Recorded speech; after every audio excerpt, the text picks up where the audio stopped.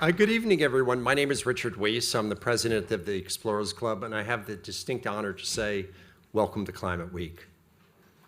Yeah, thank you. Now, you may be a little confused. Wait, you said Richard Weiss. Wasn't there a different Richard? Yes, Richard Garrett, who will come up.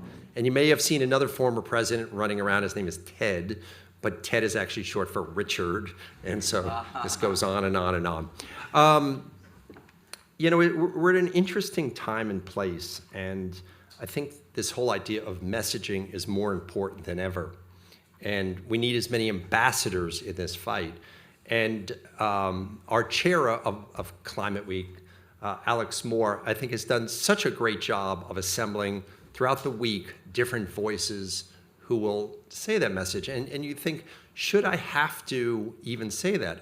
I had an Uber ride to the airport just a few days ago, and the guy was in his 20s, and he started talking about a lot of subjects, but then he got to climate change, and he goes, nah, I don't believe in this. This is kind of a hoax.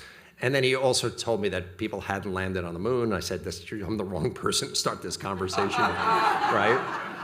But what it really did hit home is this whole idea of we have to be clever and innovative in the way we get people to understand what's going on. And I think that all of us have to be able to reach just outside of the tent and get that person who's just sort of wants to know more, isn't quite sure. You know, that's sort of step number one. But having weeks like this at the Explorers Club, I think, is starting to do that. And again, Alex, I really want to congratulate you. I've been, if I may say a house secret, because I do speak to the staff was really energized about this week. And, you know, I speak to them, you know, I wasn't involved in the planning on this, and I can just see their level of commitment to it. And that's really good to know. And the other thing too is, you know, once you get to know the Explorers Club, you'll realize it's a community. And with that community, we affect each other. We give each other the fuel that makes us go on and makes us feel like we can go forward. So again, thank you so much for that. And yeah, Alex, the staff loves you, so I'll say that.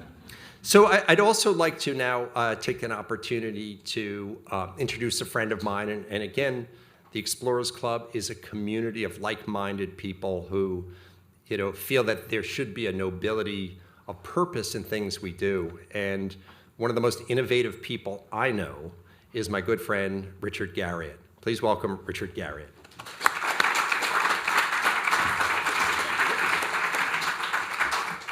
My predecessor, then, you know, and my successor. It's the decade of Richard, you know. And if you add Ted, also known as Richard, you know, it's pushing 2 decades. But in addition to adding my welcome to the Explorers Club, I'm curious. I recognize at least half the faces in the room. But are there any of you who have not been to the club before, or any new folks? Oh yeah, so quite a few. So 5 or 10% of the folks here. So to you especially, welcome. Please take the time to walk around the rest of the club. It's a pretty amazing place. I actually learned from other Richard the term Hogwarts for adults. And so take some time to look around. I'd also like to take the chance to thank our sponsors. First of all, Rolex. I know you all know the brand name Rolex, but they have been the major sponsor of the Explorers Club for the longest period of time, our longest running continuous major sponsor. Of course, also the University of the Arctic, which you just saw a little film by them, and particularly Frederick Paulson. So a lot of you, I think, know Frederick Paulson or work with Frederick Paulson on some of these projects. He's the chair of the board of UArctic, and he's a member of our own board of trustees here too. In fact, he was actually the founding member. He helped us design the plan for what has turned out to be one of our most important financial steps forward as an organization, which is our board of trustees. And probably our most active guy is somewhere in the room, and now I've got lights on my face, so I can't see him. Leonard Levy over here. Leonard, you wave hi. Leonard, thank you, Leonard, so much. You're not only a great contributor, but a great shepherd of this organization. You're another one of the people we love to talk about here and share with and brainstorm with here within the Explorers Club.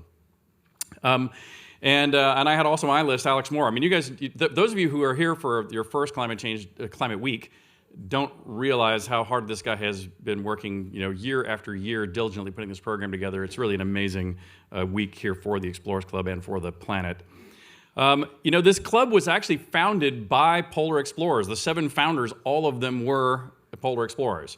And the names of people like Perry and Shackleton and Amundsen and Scott, those were, if not founders, some of our earliest members. And so it's really fitting that we're back here now, not only talking about climate change, but particularly how the polar regions are affected by or can be part of either the challenge or the solution to some of the climate change we're seeing. And in those initial polar explorers, they really did push the limits of the unknown to learn about this planet and how those parts and pieces were working. And that spirit is still alive within our fellowship of 4,000 members today. And so we're very proud to have all of you here to kind of move the needle, hopefully, going forward. And of course, what we're going to try to do with this week and starting here with tonight is explore the science around the feasibility of stemming the tide of climate change, because as you saw in the video, we have a freight train coming at us now that is going to be very difficult to imagine things that are big enough and scaled big enough to be able to address the freight train coming our way. But we'll be able to discuss that and hopefully what will be a respectful and productive scientific debate tonight. And while we don't know what's possible until we discuss what's possible, we'll never be able to push the limits and find the solutions to prevent that freight train from doing the damage that it otherwise will do. And so it's my pleasure to introduce the moderator for this evening, NOVA's senior producer, Caitlin Sachs. She's an explorer in her own right. She's produced documentaries about science and climate change and climate that has been viewed by millions, always with an eye towards impartiality and unparalleled storytelling. Caitlin, I want to welcome you back to the Explorers Club. I know we've actually ran into each other here before, so you're not new to it. And I think before she takes over the podium, I think we have about a 1-minute video to kind of set up her moderation of the event tonight. So thank you all so very much from me, and welcome Caitlin after this 1-minute video.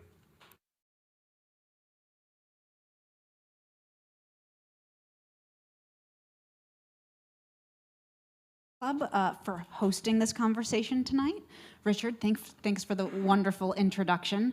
As Richard said, I'm Caitlin Sachs. I'm a senior producer for the science series Nova on PBS. You may have heard that public television has been defunded by the federal government this summer, but we are still here and we are still making films. And in fact, what you just saw was a little taster of a film that we're currently developing on exactly the topic we're here to talk about tonight. Now, it sounds a little bit like science fiction, but don't be fooled. We've been making climate films for over 40 years, since 1983, and so we have a pretty good track record at seeing what's coming down the pipe, what might be right around the corner that the public is going to be thinking and talking a lot about. And incidentally, in that time, we've also developed a good eye for science stories that are not science fiction. And as a storyteller, let me tell you, this work has it all. First of all, the stakes could not be higher. We're talking about potentially trillions of dollars, maybe billions of people who could be impacted by sea level rise. The science is fascinating and still full of mystery. It is a mega engineering project, the likes of which I'm not sure humanity has seen yet. It's hotly debated by passionate scientists on both sides, and it's becoming a bigger and bigger conversation. And, I mean, it involves Antarctica, which, as we all know, Antarctica's cool. It's like a requirement to get in the door here. You have to think Antarctica's cool. So tonight, buckle up. You are not just listening to a panel. You are stepping into the vanguard of a science adventure and debate that is only going to continue to unfold over the coming months to years to decades. And our guides on this adventure are 3 individuals really at the frontiers of the research into one of the proposed solutions for stemming the tide and helping to save our poles. So I'll introduce them. First, we have Marianne Hagen, who was formerly Norway's Deputy Minister of Foreign Affairs and Vice President for Sustainability at Norway's largest marine engineering and construction company. Remember that, marine engineering, that's important. And she now co-leads the Seabed Curtain project. John Moore, down at the end, co-leads the Seabed Curtain project with Marianne, and he is a research professor at the University of Lapland in Finland, and he has been on about 25 polar expeditions and even had to abandon ship in Antarctica on one of them and survived. David Holland is a professor of mathematics and polar oceanography at NYU. He has been studying ocean-glacier interactions for over 3 decades and has survived even more polar expeditions than John, with about 36 visits to our poles. But who's counting? So here's how tonight's going to work. I'm going to start with a few sort of foundational questions so that we can really understand the concepts that they're proposing, really understand the science behind it and the engineering behind it. And we're going to have some slides to support that understanding. And then we're really going to delve into the details, the complexities, the questions, the concerns. And if any of you have questions, we'll save some time for Q&A. You should all have a little index card that was on your seat. So if you have any questions, write it down on there, and we're going to have someone come around and collect them. So you can just wave it in the air, and someone will collect it, and they'll hand it to me for the questions.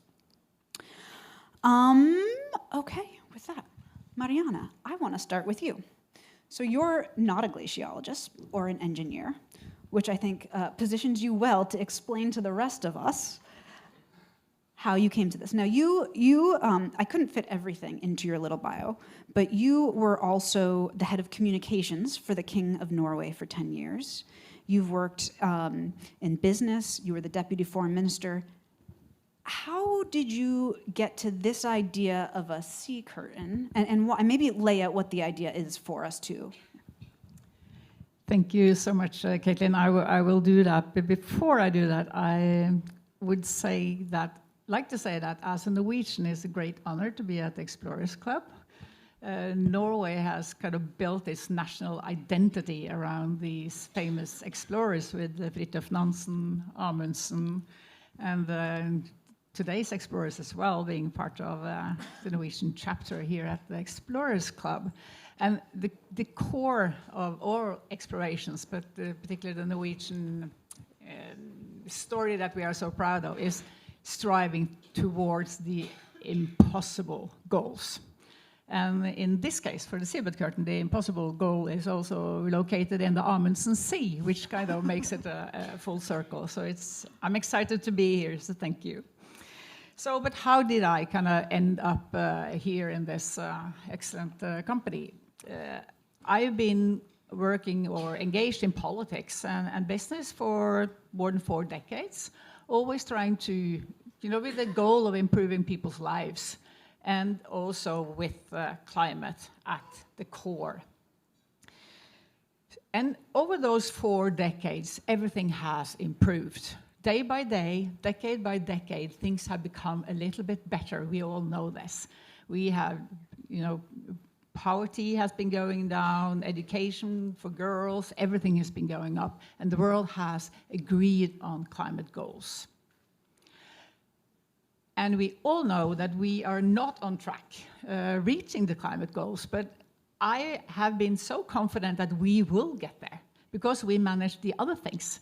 So this is just one, it's going a bit slower, but we will actually get there. And then, from a European perspective, the invasion, or full-scale invasion by Russia into Ukraine in 2022 changed the debate dramatically. Because we moved from an all-consuming, engaging, inspiring discussion about energy transition into a debate about energy security. And the content of those 2 discussions are different. So I started to lose kind of faith in the world being able to actually, get their shit together and reach the climate goals in time. So when I was invited to a workshop in Iceland, 4 years ago, by UArctic, and met with John the first time, I brought with me 2 engineers from the company I was working in. And I consider this to be, as you said, science fiction. This was not something I spent any time thinking about, but it was a good story, and I was also responsible for the communication of the company. So I thought, this is a great story. Who do you want to call when you want to solve the greatest challenges of all times? You call Aker Solutions, my company. It's a great thing. So that was my mindset when we went to Iceland. And we had 2.5 very interesting days discussing this idea, and it was an idea that I actually understood. But it was when we came back to Oslo, and our engineer said that, you know, Marianne, it sounds super crazy, totally wild, but we think it could work. We understand it, and we actually think that we can. So what is the idea? Can you lay it out for us? So if you think about, let's start with the big goal, which is Thwaites, which is an unstable glacier in West Antarctica, called also the Doomsday Glacier, and it's for a reason. It's about the size of Florida, and it's about 1,000 times higher than Florida. Just to imagine the scale of the ice sheet. So that's where we're going. But if you look at the water column in front of in front of a glacier, you have literally fresh, light, ice-cold water because it's filled with ice from the glacier on top. On the bottom, you have warm, dense, hot water currents. Those currents are increasingly often reaching the glacier and melting it from beneath. All the other glaciers in the world, they're melting from temperature rise. But in Antarctica and in Greenland, they're melting from beneath. So the question that John one day asked himself, is it possible to prevent or delay or decrease the risk of this water actually reaching all the way into the glacier? And then he came up with the idea, and he will talk about that later. So it's about keeping the warm water away from the glacier to prevent it from collapsing by the warm water lapping away from beneath. I want to dig into that a little bit more, because I think understanding that is really crucial to this idea of it's building a curtain to essentially block it. David, you've been studying glacier-ocean interactions for decades. And, you know, even when I was fairly well into reporting on climate science, I had assumed that the problem with the poles is that they were melting, and the melt was going into the ocean, and that was the problem. And it's not that at all. It's actually much more complicated and interesting than that. So can you explain to us, first of all, just situate us about where we're talking about, and then explain exactly what the sea level cause is. And I know you have some slides. So. Yeah, for sure. My explanation will leave you greatly confused. Marianne just told you everything you need to know. So I'll try to not undo that. So can we start with where we are today? So this is our building. And we come out, New York City. Just give you a sense of the scale.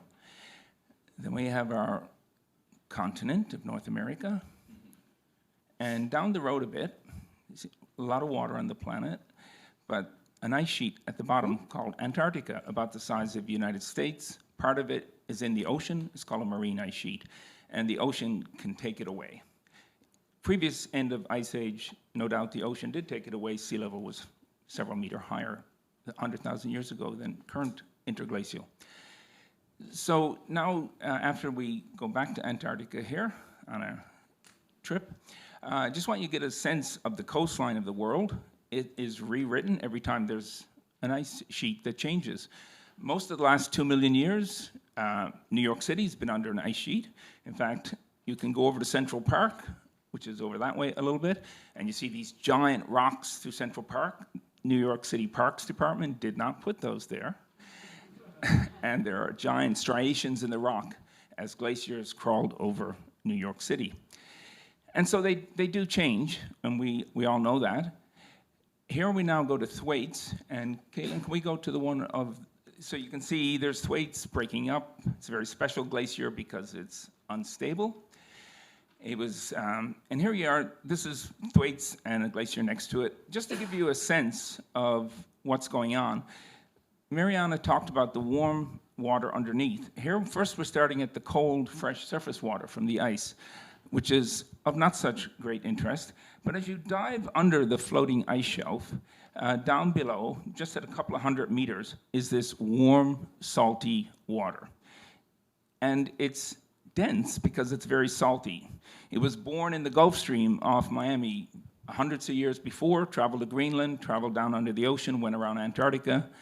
And most interestingly, in that journey called the Great Conveyor Belt, it's found its way under the most unstable glacier in the world. So think about it, that's kind of weird. You have the most unstable glacier in the world, and it's the place in Antarctica where warm water has appeared in front of it. Now that can't have gone on very long, or it wouldn't have been there. It wouldn't be there now.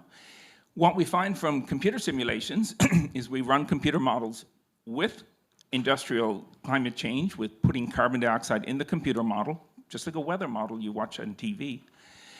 And we find out that the winds change in a way that brings warm water to Thwaites. We run the same climate model. Now, a climate model is not a mystery. Some people think it's a mystery. It's a weather model like you use on your phone, and you see what the weather is tomorrow. You just run it longer. That's it. So you should be very confident about climate models. And without greenhouse gases, Thwaites does not have winds change in a way that changes and brings warm water. So I am very much a skeptic, and I ask you to be a skeptic too, and I ask you not to trust in what I'm saying. I ask you to think about it and process it and work on it. I first thought this idea that John had made no sense, but then I just kept asking questions, and I said, I have to change. This is possibly something that can work. So I ask you to take your own journey and ask hard questions to get to what's going on here. I think you know that I believe what I'm saying is true, and I think we have, as Marianne pointed, a very major problem sitting ahead of us, if not in our lifetime, beyond that. And this discussion today is to start the discussion about should we think about ways that humanity can deal with this. And I want to stress, we want to have the discussion, we want to do the research. We are not changing the earth. We're not building anything. Future generations may decide to, but they definitely won't if we don't do this research. That's kind of my overlay, and hope I didn't damage your explanation. So the idea is this water is this warm water is naturally coming up at Thwaites, which is a coincidence that it's the most unstable glacier, or is that the reason it's the most unstable? No, it's mathematically and physically unstable in its own right. If you can picture Antarctica is like a bowl, there's a big ice cube in it called Antarctica. It's pushed the bedrock down like a mile or two. And so the bed from the shelf break into the South Pole, the bed slopes down. So as you go into Antarctica, the ice gets thicker and thicker and thicker. And the Thwaites part is the part that's really the deep bowl, the Bentley subglacial basin. Actually, it was a friend of mine who discovered it in 1957, and he discovered it. He said, this thing is below sea level. And everyone said, no, it's not. Go do your seismics again. He did it again. They said, it's not possible. But it just is a curious place in the world. That is unstable. It gets thicker, and the further you go back, the glacier gets taller, and it wants to break quicker. That's got nothing to do with warm water. What's amazing is the whole conveyor belt of the earth, of the ocean, dips and crashes into Antarctica right there. That's weird. And so the bowl aspect is if it gets in, it goes down. Yes. So if the water gets in, then it goes into the bowl. Right, and right now on the bowl, there's a little rock, a little bump there that is kind of holding it back. And I also would like to mention the chief scientist, South Korea, is helping in these expeditions. Wan Sang is in the back. You can talk with him later. And really, ongoing research is to find out, is the warm water going to take it off the current bump holding it? Because the next bump is South Pole. Okay, so John, we have nature that has put together these two huge forces, this weakest part of Antarctica and this ocean conveyor belt that decides to pop its head up right at this weakest part. And you're often credited as the guy who has the idea of, well, let's just stop it. So how did you come to that idea? And explain to us a little bit more about what the idea is exactly, now that we understand the contours of this glacier. Yeah, okay, thanks. So, as you can see, this is Jakobshavn and Ilulissat in Greenland. And in 2016, I was sitting there looking at a talk, and the cross-section that you can see there shows the red colors, the deep warm water that comes from the Atlantic. And behind the sill, the high point, the fjord contains much colder waters. But of course, as the Atlantic warms, the waters start to overflow that, and they have caused the glacier to retreat a lot. So I thought, well, what a pity it is that that sill isn't just a little bit higher. Maybe we can raise it up, just artificially in some way. That was the genesis of the idea, very, very simple indeed. In fact, when we actually did some simulations, we find that it won't work on this particular glacier. But these places where it might work are not just limited to Jakobshavn. So we can put the black circles here around Greenland and Antarctica, which are practically as large as they are in reality, I mean, to scale. And we can see that there's only a very small number of places. You've got parts of North Greenland, and you've got the Amundsen Sea sector with Thwaites and neighboring glaciers there. And together, these hold several meters of global sea level rise. And it's useful to know how much damage they do. And it's around about $700 billion per meter every year that the global coastline is exposed to the rising sea levels. And this, of course, is assuming that people are building coastal defenses around the world. If you did nothing, they would cost that much today? And today it's costing that much? Well, the sea level hasn't risen. It rose by about 25 centimeters in the 20th century. So it's costing less than that, and people are building defenses. And people will in the future without, if we just left sea level defenses as they are at the moment, it would cost about 10 times more than this per year, per meter of sea level rise. Okay. So how much sea level rise equivalent is locked up in, let's say, the Thwaites Glacier, which is the area of focus? So the Thwaites Basin itself contains about 70 centimeters of global sea level rise. But the point is that is perhaps the first one to go. But of course, the ice sheet is connected. And as you drain one basin, the ice goes down the plug hole. It will tend to drag down neighboring basins as well in ways that people haven't really simulated at the moment. So the total amount of water or the ice that we know is unstable can raise sea levels by 3 meters. But it will take time. It's not going to happen overnight. At the end of the last ice age, sea levels rose by 5 meters in 100 years. So we know that sea levels can rise quickly, but we think that they won't rise instantaneously, but that how fast is a key question to answer. So there's a current concern that if Thwaites goes, it could be a bit of a domino effect. It would, yes. It would destabilize others, and all of that fresh water could destabilize the Ross ice shelf that you could see at the bottom there, that locks up a lot more ice as well. Big purple one? Yeah, that one there, and you would get a cascade. It would go around and affect the Ronnie ice shelf at the top of the picture there. Okay, so the idea. Yeah, so this shows a cross-section through Thwaites, and you can see a really nice 3D model in the kind of snack room over there, so you can see how it looks. And you can see that the floating ice shelf there in kind of pink is sitting in this bath of cold water at the top and warm water, yellow, at the bottom.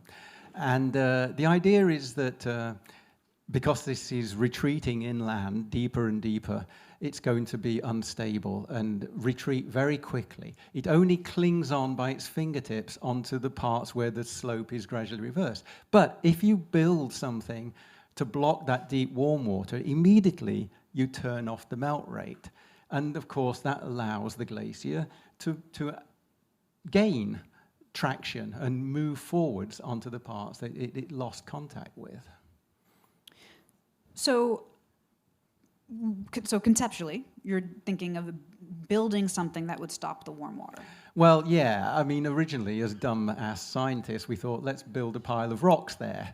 But the engineers, said, don't be so stupid, and instead you should use some common sense and have something that's nice and reversible. So they suggested this kind of a curtain, a screen that would separate the cold and the warm waters. You don't need anything physically, structurally holding the ice back.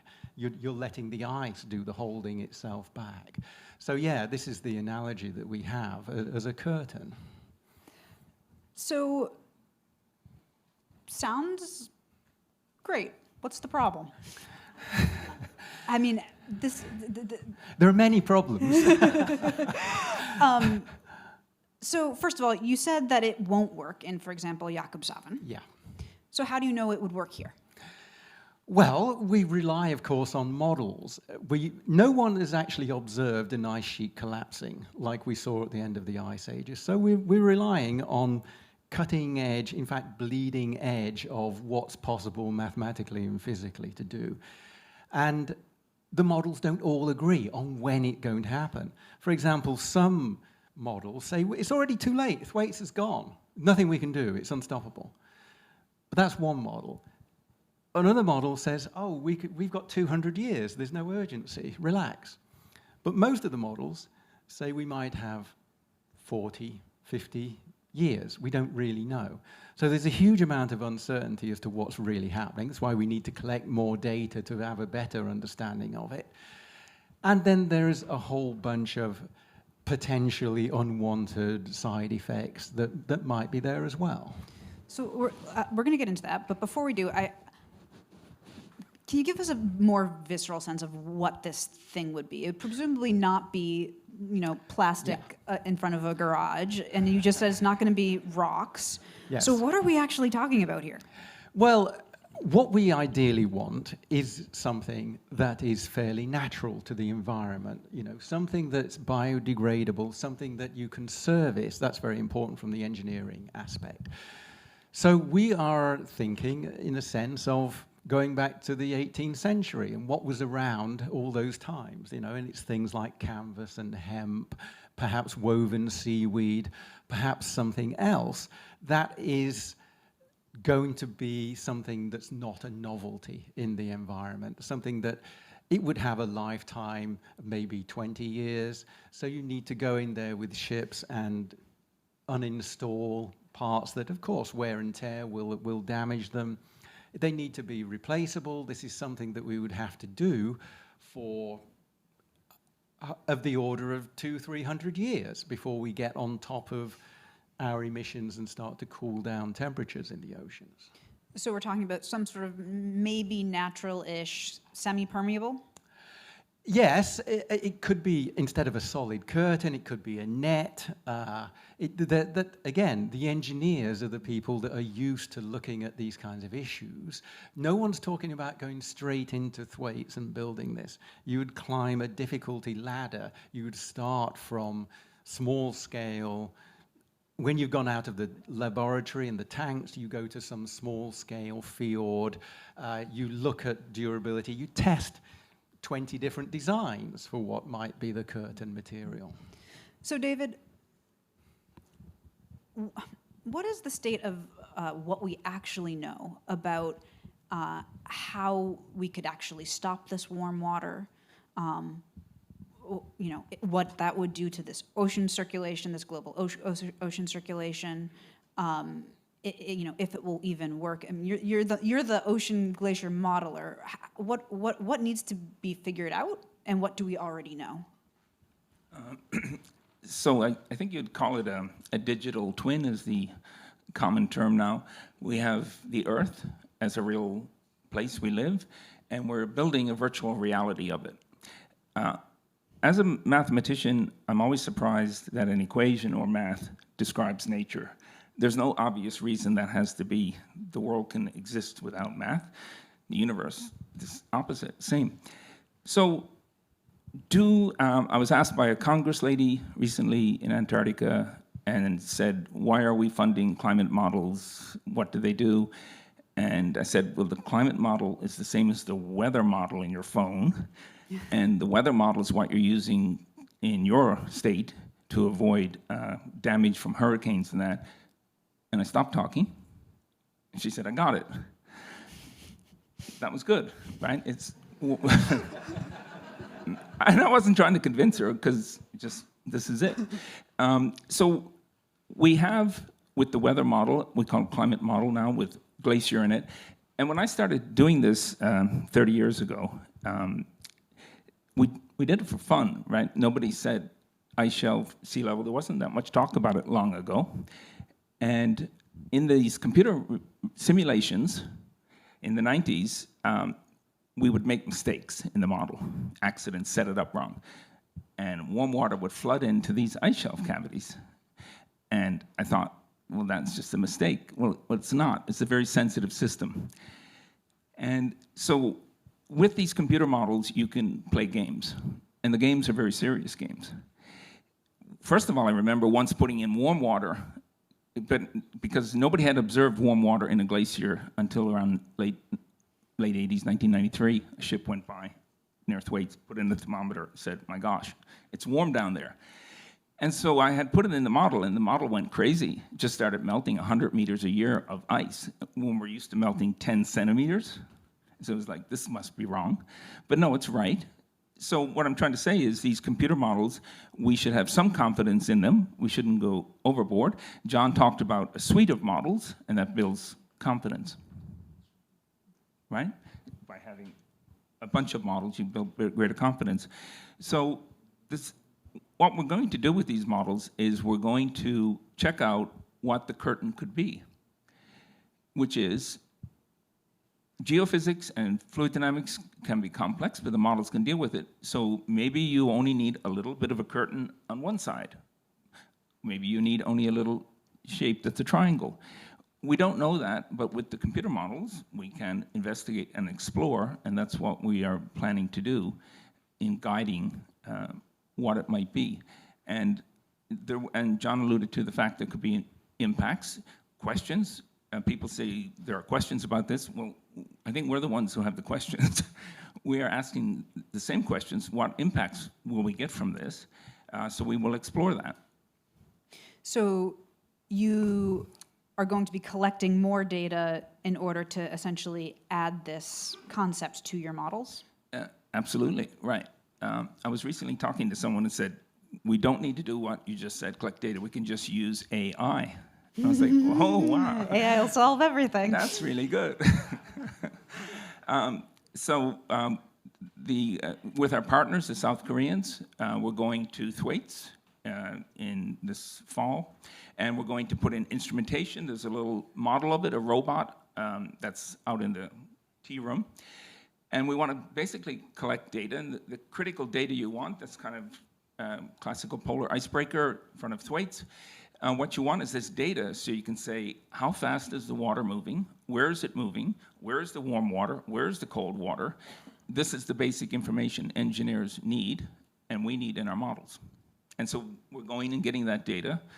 It's research. We're not building a wall. We are researching what we need to know. So Marianne, let's talk about this from a practical perspective. The Thwaites Glacier is in the Southern Ocean, notoriously difficult ocean for crossing. It's surrounded by sea ice, notoriously difficult just to get to the glacier. We're talking about a curtain that has how big? How long? About how long would it be? 100 kilometers at most. 100 kilometers. I'm not sure I know of any built structure. Was there a built structure that's longer than 100 kilometers? Great Wall of Was China. I just going to say for the Great Wall of China? Is it continuous? So this seems like a mega engineering project in the most difficult part of the world. How are you even beginning to wrap your head around that challenge? I think that is a crucial question, and I also think it kind of sheds the light or puts the focus on why this project has decided to have engineers in from the outset of the project. Because I do think there's a lot of good scientific ideas out there, and people work on them for years and years and years, and then they find the solution, and they go to the engineer and say, can you build this? And the engineer says no. And that's a bummer. So having the engineers in from day one, they were the ones that said immediately that this cannot be a plastic curtain. It's never going to fly. Politically, it's not going to be possible to have the world say yes to introducing a huge plastic curtain in Antarctica. So they had the idea of going back to the era of the sail ships, because then you had really durable materials from natural sources. And that's an idea that they can develop. So using the data that we will get from the Aran expedition, the South Korean, that Davis is going on in January next year, that data harvest will feed into the engineering work. So they can start, in addition to the modeling, they can start working on what is this going to look like? How much water, how much of the warm water do we actually need to restrict? Does it have to be 100%? Does it have to be 70%? We don't know. But that will decide the material. Does this material exist today? No. So you kind of need an engineer to understand that, okay, you have to decide on the material, and then you have to find somebody that can produce the material, and you have to test the material, and you have to set up fabrication for the material. And this material, just to take this into the practical world, this material, and we now know all that is going to be around 100 kilometers long, about 100 meters high. That's a lot of material. And we do not have a lot of icebreakers available. And you only have 1 month a year where this area in the Amundsen Sea is available for ships or anyone.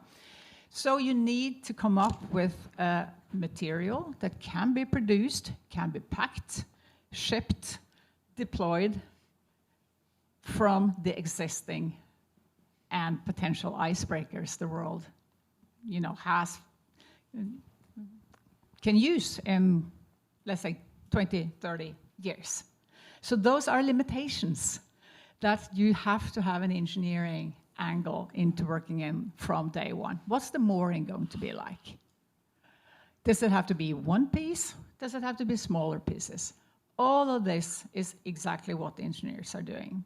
And I want to say something else about the engineering work, because we are working with this Norwegian engineering company that used to work, or still works, for the fossil fuel industry. And a lot of people think that is a problem. And I understand. But also, those are the people that know how to solve the most difficult challenges there is. And these engineers that have grown up on the Norwegian continental shelf, that is not an easy place to operate. It's cold, it's harsh environment. So, and the sea is fairly deep, and then they don't just stop at the seabed. They can bore like 5 kilometers down into the seabed, and then vertically. And then that's not the target. Then they can drill for another many thousands of meters horizontally, and they can hit this size of a target of a coin, because something is going to connect in the other end. So this is these are challenges that they do every day. So they are the best in the world on doing this. So if we had a principle point of view that we would not work with people that have their competencies from the fossil fuel industry, we would have to wait for another generation of engineers to be born and educated. And if they should not use the competencies and the knowledge that this group of people have, it would just take too long. So having them on board from day one, developing solutions that are feasible, is super critical for this project. So I want to remind everybody that I will be collecting questions in a little bit, so get your questions written and in soon. What you just touched on, or a couple of the things you just touched on, both the sort of practicality of it and it being a challenge, and also this this fact that the individuals who have the most experience with the kind of engineering that would be needed are also in the fossil fuel industry, raises a few of the reasons why it's actually a somewhat controversial idea. So in fact, just a few weeks ago, an article came out in Frontiers of Science claiming that polar interventions, including this one, are, and I'm going to quote here, highly unlikely to help the polar regions and could harm ecosystems, communities, international relations, and our chances of reaching net zero by 2050. And I want to take these arguments seriously and really hear you out. But starting with this issue of moral hazard, is even talking about this and deflecting the conversation away from reaching net zero a hazard? What do you say to that? If I start, I would say that that's the best argument they have, because there is a history from the fossil fuel industry of coming up with things that would distract us from the target, which is to reduce emissions. We all know that's what we have to do, and we have to do it quickly, and there's no way around it. And there's no point in even thinking about climate interventions if you're not reducing emissions. Because the whole point of climate interventions is to make sure that you have something that looks like the world we know today when you are successfully able to reduce the carbon dioxide in the atmosphere and in the oceans, and you know how to remove it, and you know how to have a world that works without fossil industry or fossil energy. So I think for this whole community of people working on climate interventions, there's 100% of scientists that would say that emission reduction is the #1 priority. That goes for all. So I think there's no climate scientist that have another view on this. And all the climate scientists in the world, they also agree on the description of the problem and the solution. So what kind of puzzles me is that and we all agree that we are behind schedule. So what puzzles me is that some scientists say that, okay, we don't want to know if this is a tool that should be or could be available for, I see young people in this room, this is your challenge. So some think that this tool should be available, and some scientists think that we should not. And that kind of doesn't sound very scientific to me. But the questions they ask, they are the same questions that we are asking and that we are researching to find answers to. John, you were telling me something earlier that I was confusing and interesting, which is that something along the lines of this solution won't even work if we don't meet our climate goals. Can you explain that a bit? Well, yes, that the seabed curtains, along with practically everything else, there's a certain window beyond which the world is too warm. There's too much heat in the oceans, so that the curtain, just doesn't get high enough. So what's that threshold? How much time does this buy us? Well, as I told you already, the models disagree by 200 years, even at the present time, without a curtain. We don't really know, but of course the prudent thing is to assume that we haven't got 200 years. The prudent thing is to start doing the research as quickly as possible, I think, because, there's two ways of finding out. One is just simply hoping for the best and tossing a coin, and the other is research. And that can be both traditional Western academic research, but in the case of the Arctic, that's also relying on the tremendous body of indigenous knowledge as well that exists there. But it's much better to have it based on reality rather than wishful thinking, I think. So we live on a planet that, if you've noticed, is not tending towards agreeing about climate action. So how are you assessing viability of this idea from a socio-political perspective? I mean, what's the pathway there? In my opinion, it's building solid science, having a credible roadmap that starts on modeling, data harvesting, moves gradually into small-scale outdoor tests, moving maybe, if the Greenlanders want to Greenland, and eventually goes to Antarctica, and be completely open and transparent about everything we find, all the research results that we get on the way, the questions we ask, and the answers that we get. I think that that's the only pathway. And I also want to say that I welcome all discussions, or we welcome all discussions about climate interventions, because this room, you're in a kind of an engaged crowd, right? But if you go outside this room, if you go outside any climate conference, it's a completely different world. Nobody cares. So, and we have to engage, everybody has to have an opinion about this. So even if, so in my opinion again, if we get some temperature in this debate, it doesn't hurt. Because people understand that this is something important that is being discussed. And maybe they start, finding out, getting the map together, understanding what this discussion is about. And I think that is also super critical. And to help that navigation, I just want to mention one thing, and that is that there's a whole, bouquet of different ideas out there, and how to navigate. How should decision makers navigate, journalists, young people that are going into science, the public in general, or funders? How should they know where to place their money, place their future? So I think the UArctic that we talked about earlier today, which is a huge network of universities and institutions that are working with and questions about or all kind of issues related to the Arctic and to an increasing degree also to Antarctica, they have made this library. They have an ambition of being the neutral library, giving an overview of all ideas out there related to the cryosphere, which is ice. And that tool is available to everybody that's interested in this field, and it will develop as the ideas develop.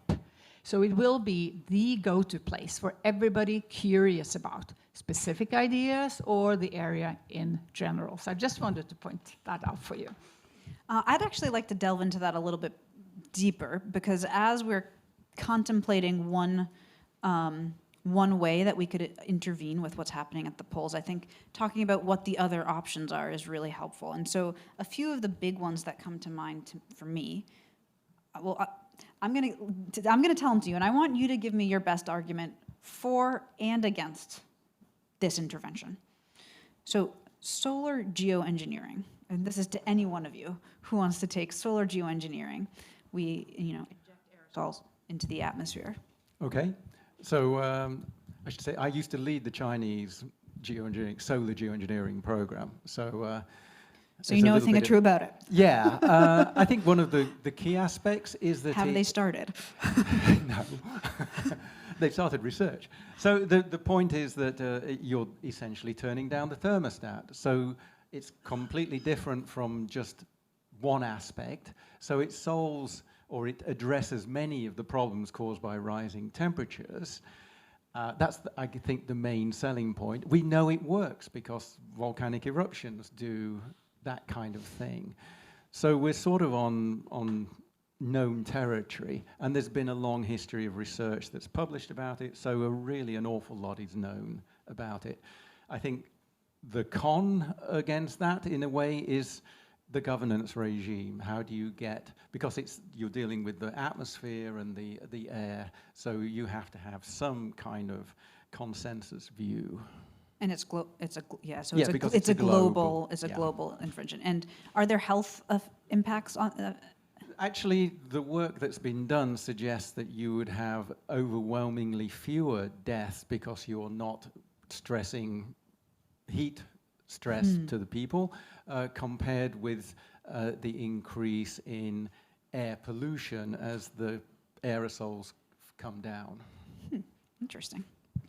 Okay, another idea that's been floated is seabed drying or cooling. David, that's probably your area of expertise. Yeah, Well, so- first of all, I think we need an explanation of what that is. Right. So if you look at the U.S. now and you think about it from space, you see these rivers like the Mississippi, right? Rain falls, the land gets wet, it collects little tributaries into big rivers, comes out into the ocean. In Antarctica, you have the same thing. You have like the Great Lakes equivalent under Antarctica. They're giant lakes down- Underneath the underneath, ice. 2 miles down, that have been sealed off for a million years or more. But that water on the bottom is the result of the Earth has heat inside it, geothermal heat. It melts some of the ice is moving, there's some friction. And so there's a river network under Antarctica. Now, glaciologists call that subglacial hydrology. It's like, whatever. That river network is tenuous. The river network on the US is kind of fixed because it's eroded rock and it's in place, it's predictable, you know where it is. The problem is with the Antarctic subglacial is that it's moving and cutting through ice on the bottom. And if you were to block it, it might just decide to melt another piece of ice next to it. So it's difficult to imagine rerouting water. It's also difficult for me to imagine removing all the water. So that the idea is the glacier, if you remove the water, I made a thing I should have said, it's thought that the water makes the base of the glacier slippery, so it's falling into the ocean. And the idea is to remove- this glacial the underground water is Yeah. lubricating the glaciers, Right. making them slip into the ocean. Yeah, and there was a paper in the 2000s, you maybe remember the NASA guy Jay Zwally, the Zwally effect, and it said, lubrication makes glaciers go faster when there's more meltwater going through the Greenland ice sheet. But it's not really that big of an effect. I think at most it was 10%, and it might have even been a smaller number in speed up when it was wet or dry. So I don't think, for me, the energy required to take a big area like Thwaites and have all the energy to put pumps and suck the water out, and there are other alternative ideas. It just seems a really difficult thing to do when I look at this curtain, which has the same objective, and I think, well, that's much easier to do in context, and it really, because we do it in computer models, it really works. John showed the animation, right? You put the wall, the water stops. Now, some people would say you're going to modify you had a concern there, a question you raised about ecology and the marine life, right? But now, when Thwaites Glacier, if you don't do this, and Thwaites Glacier becomes the new Thwaites Sea on the planet, right? We'll have a new sea. Well, that's modification of the planet big time. And so modification either way, and there's no absolutely black and white way out of this. So some pain and some gain is going to be around either way. But ending on the question is, I personally don't think the subglacial hydrology, removing the water, is a winning idea.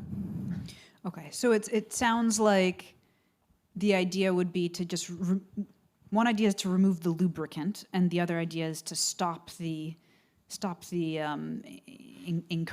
water that's incurring into the. And you think about it, the subglacial part is going on now as it's always gone on. So if it was going to do something really bad, it would have already done it 10,000 years ago. The warm water has shown up only recently, That's 1940s or so on, right? And so that's something new caused by humans with changing the winds. So going after the warm water going at the glacier just seems prudent, So easier. you touched on about the marine ecosystem, and I think we should kick the tires on what the potential downsides, what the potential impacts of this curtain could be. have you thought about it? Yeah, What would be yeah, the I think impacts on the marine Well, it's ecosystem? like around Florida, they put a lot of tires in the ocean, and I think it really helped the marine life because it started growing coral reefs. So there can be a real benefit to building something that marine life might also want to make a new home. So that could be a bonus in the right direction. In the big picture, if you think of the size of the new Thwaites Sea, back to the South Pole, that's a major marine ecosystem change. And you think of all that fresh water that will go into the ocean there. I mean, it's raising the global sea level, say, 70 centimeters, but you've totally destroyed that ocean. You've made that a new freshwater sea. And that's pouring over, and life that loved certain salinity no longer has it. So major problems for marine life if you don't put a curtain there, perhaps. But I do agree with you that the question of marine life, the consequences for marine life, is like a critical question. That's why we have an ongoing study now in Svalbard, which is part of Norway, where we compare two fjords, one of them being restricted by an island. It works exactly like a curtain. And you can see with your bare eyes on the pictures that it has an ice cover, much larger part of the year. So we are comparing that fjord, the marine life in that fjord, with a neighboring fjord that doesn't have the restriction of this island or a curtain. And that will give us very valuable information about what is the difference between those two fjords. The neighboring fjords, everything else is the same. It's just the restriction, the temperature, and the inflow and the outflow of the water. So this is a question to be taken very seriously, and we are. In terms of, so you spoke of this big ocean circulation, and this proposed curtain would, in some ways, deflect it. Could that, is there any concern that that could shut down the ocean circulation or deflect it to the next glacier over?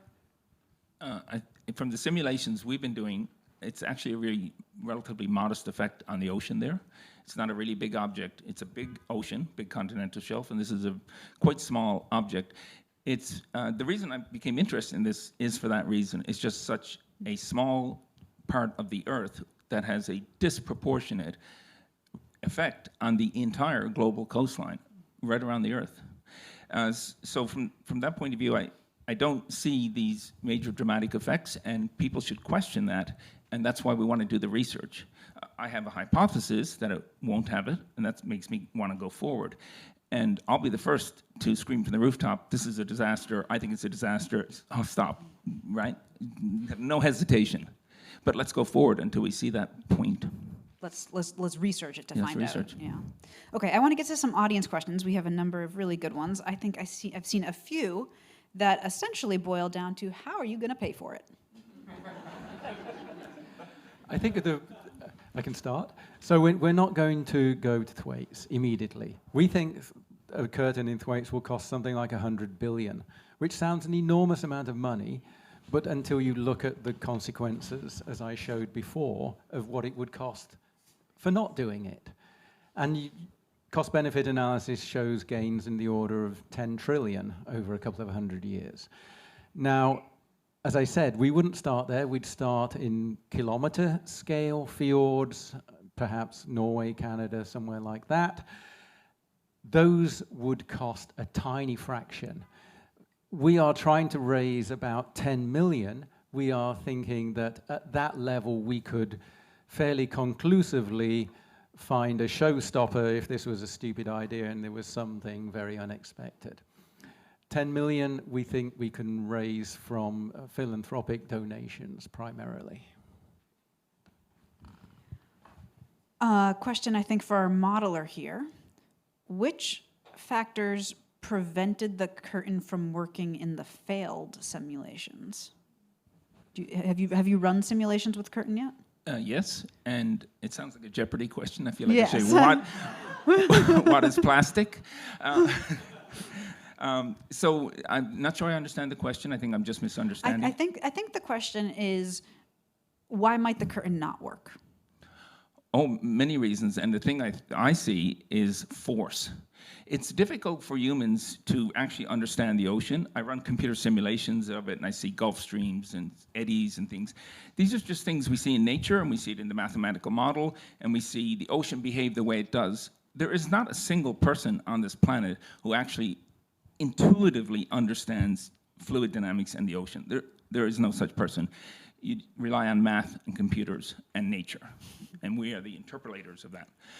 So the thing, what I'm trying to say is we don't have a feel of scale.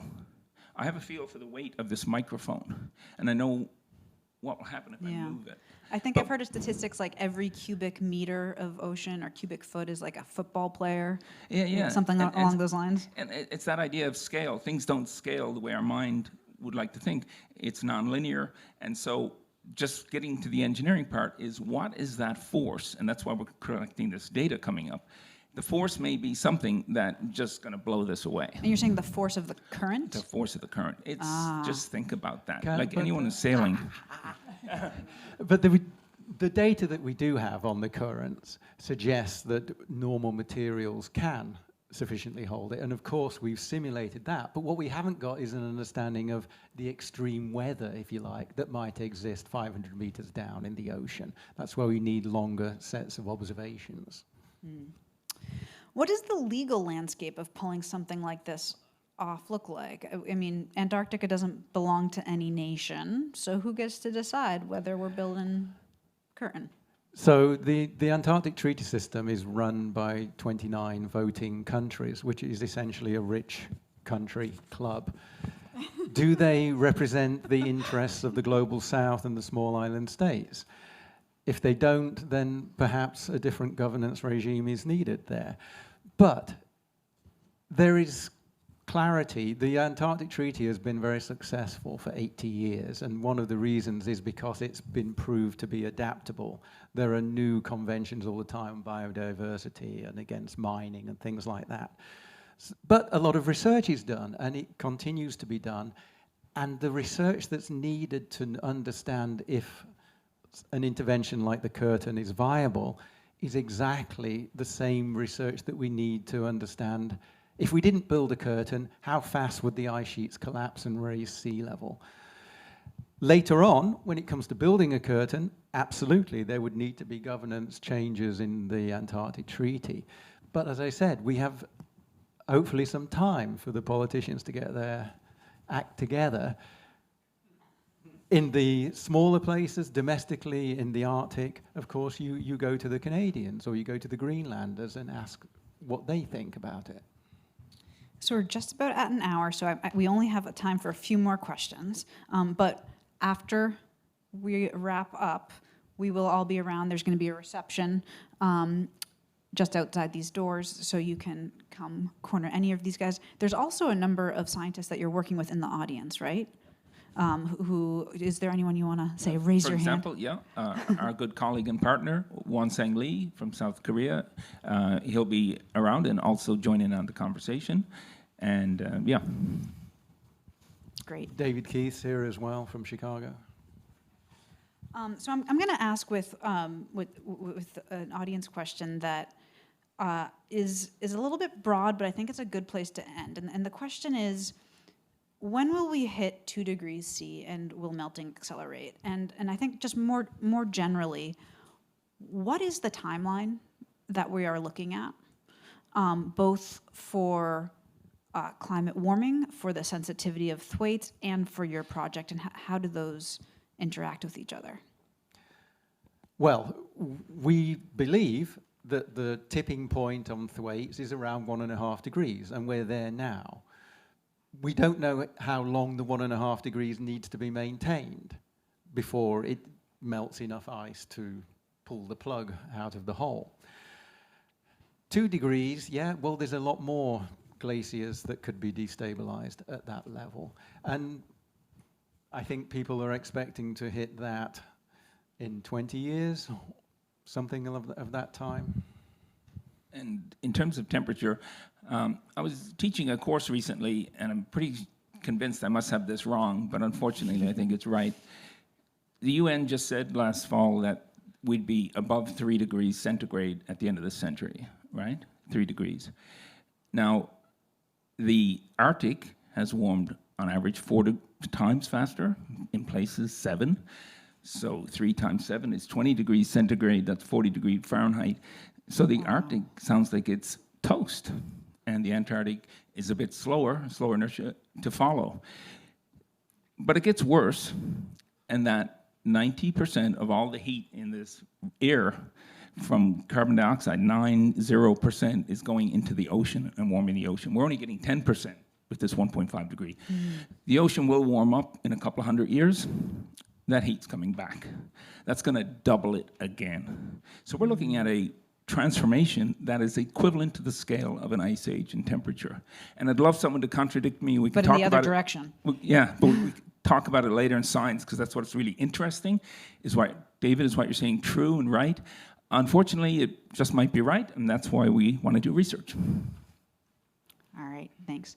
So out in the room just across the hall, there's a couple models that, do you want to describe what these models are that folks can check out? Yeah, Maniac is here, postdoc at NYU. He's built a 3D model of this region, showing you conceptually what it looks Thwaites like. region. Of the Thwaites glaciers. region. Not New York City. Yeah. And to get a sense of what we're talking about. There's a trough in the seafloor. Where is the warm water coming?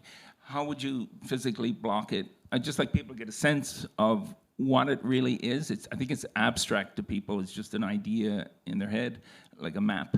But it's a real thing, real place, and it's not so far away, as you saw in that Google Earth earlier. Great. Well, thank you all, and thank you all. And we'll be around. Thank you.